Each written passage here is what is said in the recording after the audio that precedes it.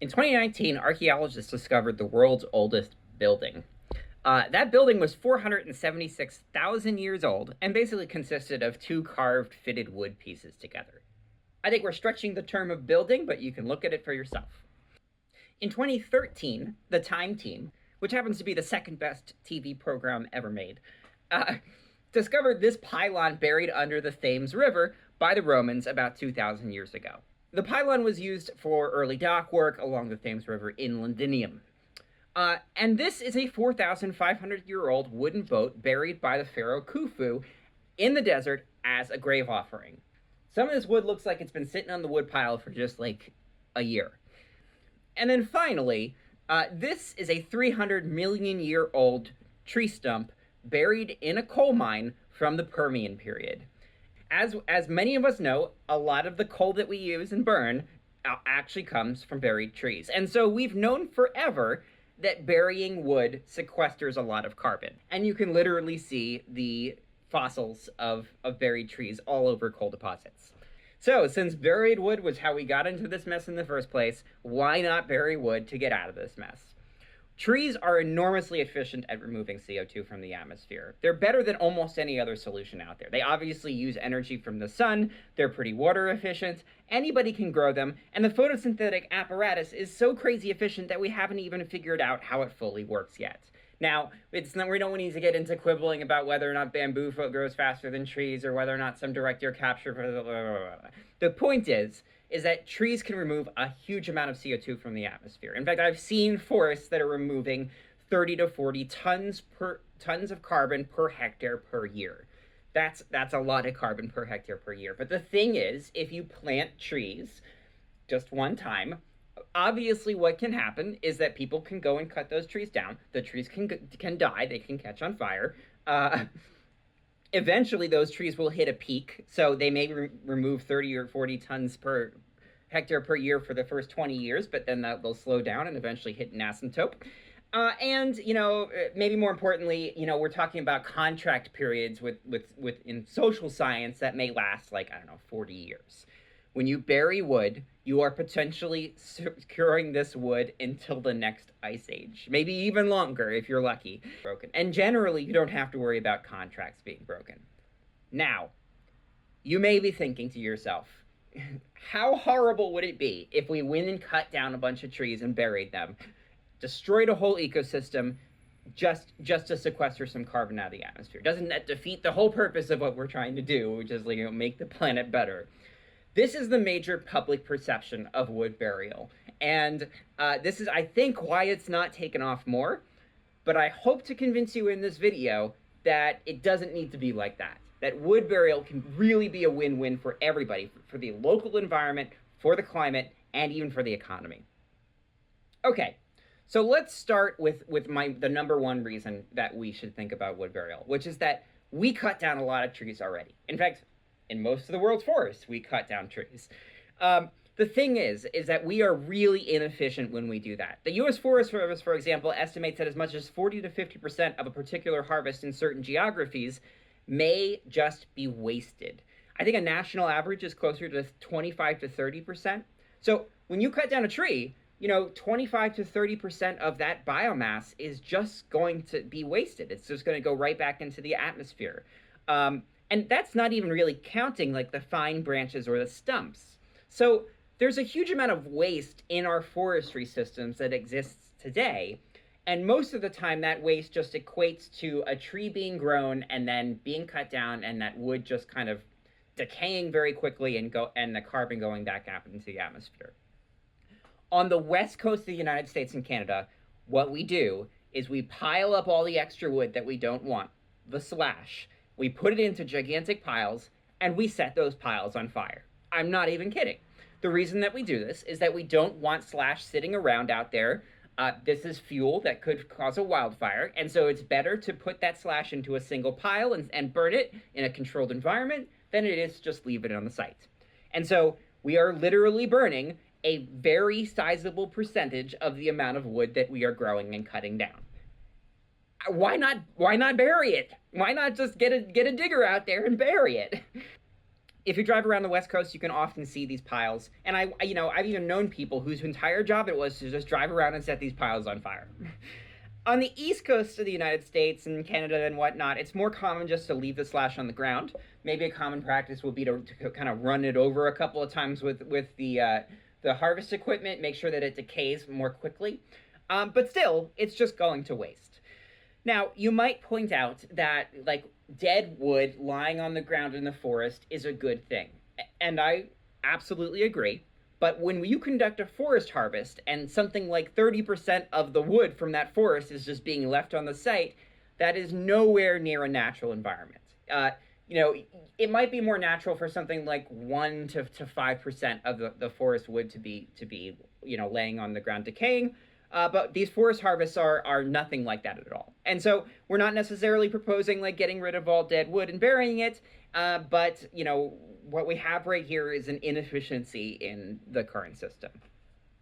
It's been estimated that over 100 million tons of carbon dioxide from wood waste alone can be buried in the United States, representing something like 1 to 2% of all U.S. emissions, without having any other impacts on like supply chains or land use or anything like that. We're just wasting this stuff. But one might ask, why is this wood going to waste? And in fact, when I look at public feedback to people who have proposed wood burial, the number one question is, shouldn't we be using this wood for something better? So shouldn't we be using it for firewood, for fuel pellets, for pulp? And the answer is, there's just no market for it. For the last 30 or 40 years, the market in the United States and Canada, and indeed I would say the developed world at large, has shifted away from pulp production. Mills have closed, people have stopped growing trees for pulp, and mostly the reason for that is that it's very hard to compete with like Latin America, where they're planting non-native genetically modified eucalyptus trees that can in some cases be grown and harvested in as little as 7 years' time. It's just more productive down there, right? They get more sunlight, they get more rain, it's nice and warm year-round, and labor costs are low.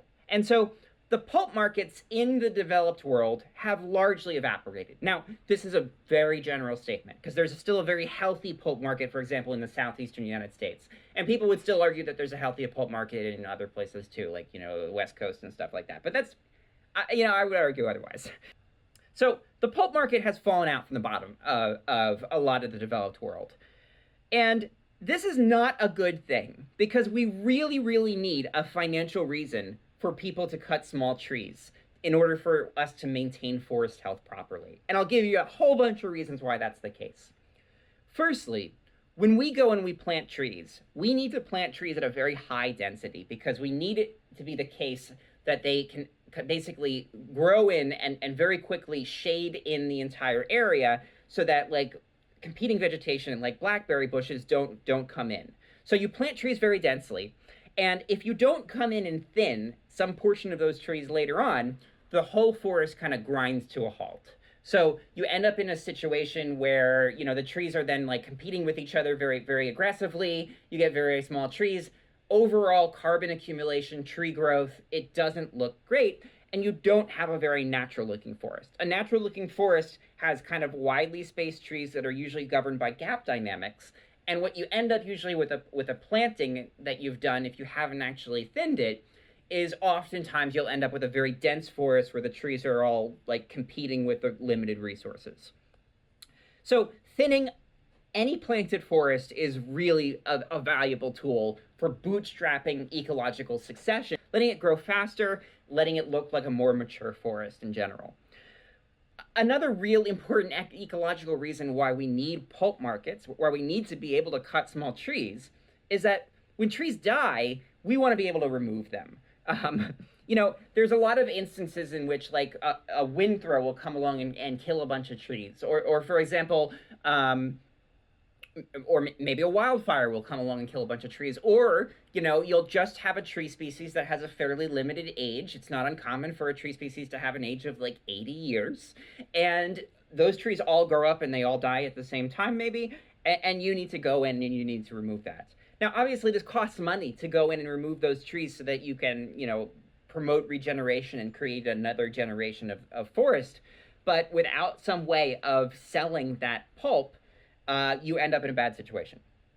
The third reason that we need kind of healthy pulp markets is that many forms of low impact sustainable silviculture still involve harvesting young trees. And I'll get into a little detail here, but it's very difficult because I have to say, like, silviculture varies a lot based on where you are. But one of my favorite silvicultural regimes is single tree selection. And the idea of this is that we can go in every couple of years and nip out some portion of trees and kind of mimic what would happen in nature otherwise. You know, nature kills off something like 1 to 2% of trees per year at least. And if we go in every 10 years and take out 10 to 20% of the trees, that's basically mimicking what would have happened in nature. And you can create a very natural system through single tree selection like that. The thing is, you have to go in and nip out trees that are small as well as trees that are large. If you go in and just cut big trees, then you actually create a perverse incentive for trees not to grow very large. This is a term called high grading in the forest industry, where, bad, foresters will go around and they'll just cut the biggest trees, and you'll end up with a forest that has very poor genetic stock because you created an evolutionary incentive for trees not to grow very big.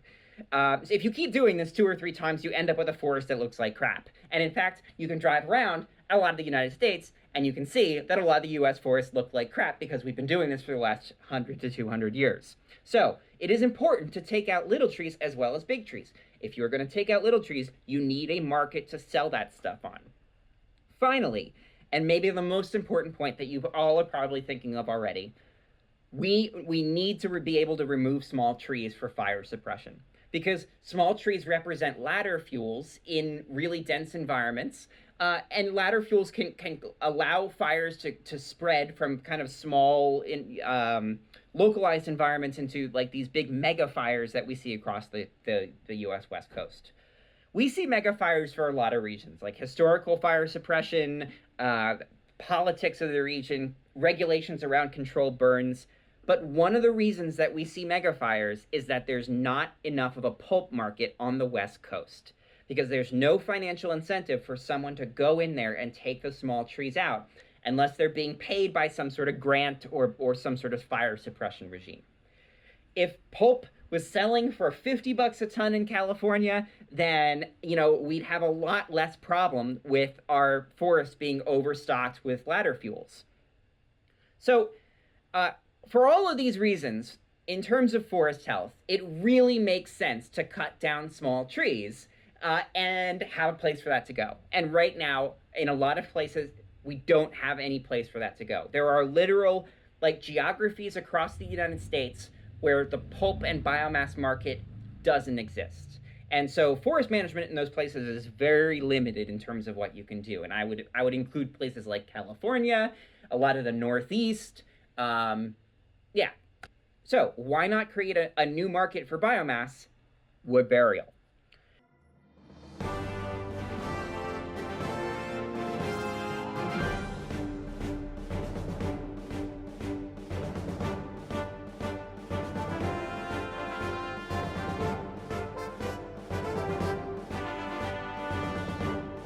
Now, you might be thinking at this point, where do we put the trees?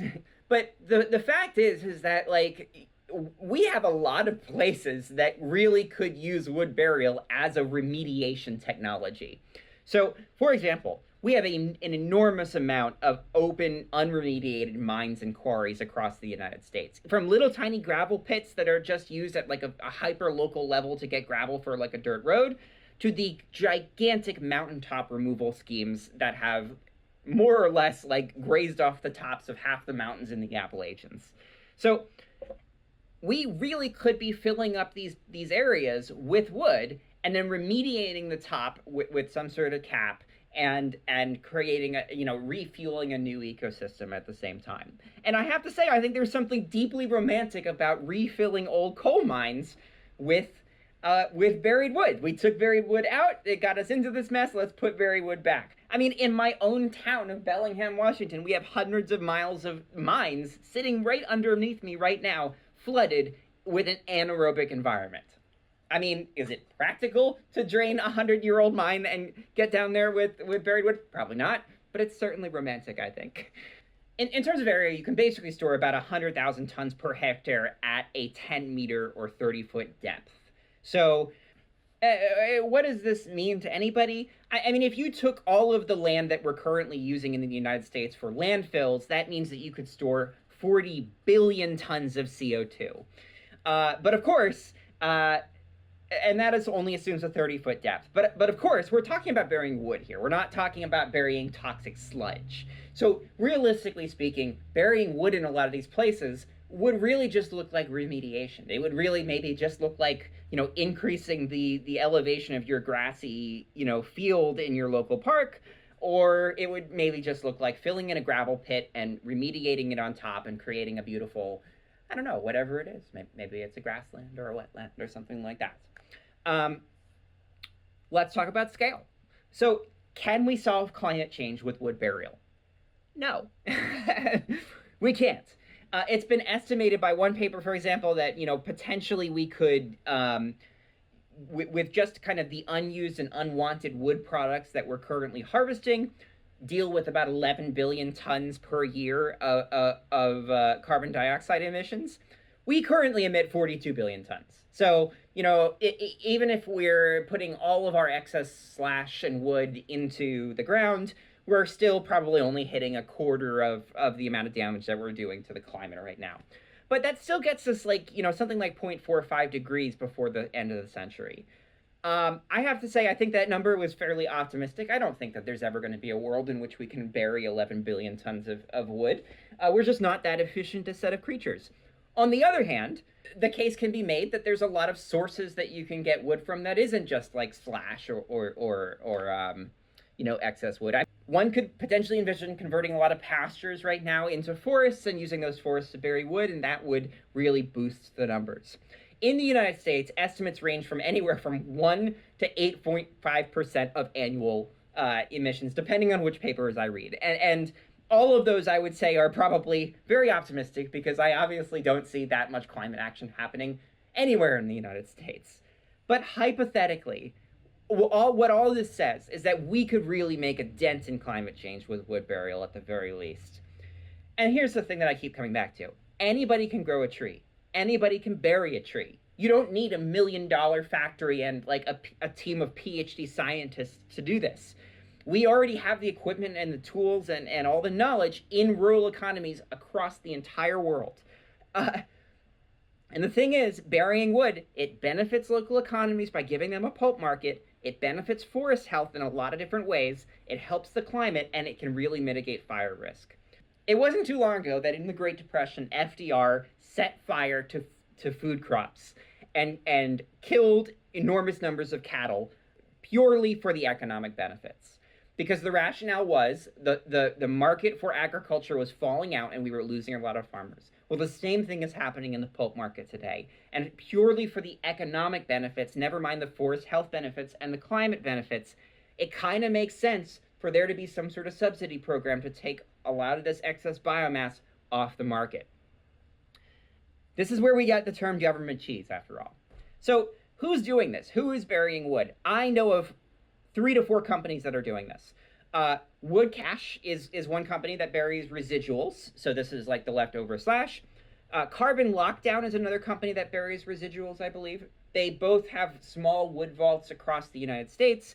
Mast is, I think, the biggest player, and they bury, I think, burned wood, which is pretty cool. So they go to like these wildfire sites and collect the wood and bury it in the desert. I think they are the largest operator right now.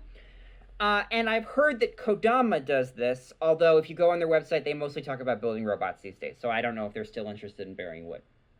I'd love to bury wood at some point in my career. This is like a career goal. The thing is, it does require like an upfront investment. You have to buy the wood, you have to bury, you have to create like a landfill-like environment. So even the smallest wood vault still takes like $1 million to invest in. And I think that the money pays off, but clearly it's going to have to wait for my future at least. But here's the thing. I hope that at this point I've kind of convinced you that this is a good idea. In part 2, because I'm trying to avoid these stupid videos going on for 45 minutes. In part 2, I want to talk about the costs, the science, and some of the pros and cons, like the actual downsides of burying wood, and get a bit more into detail about how this all actually works.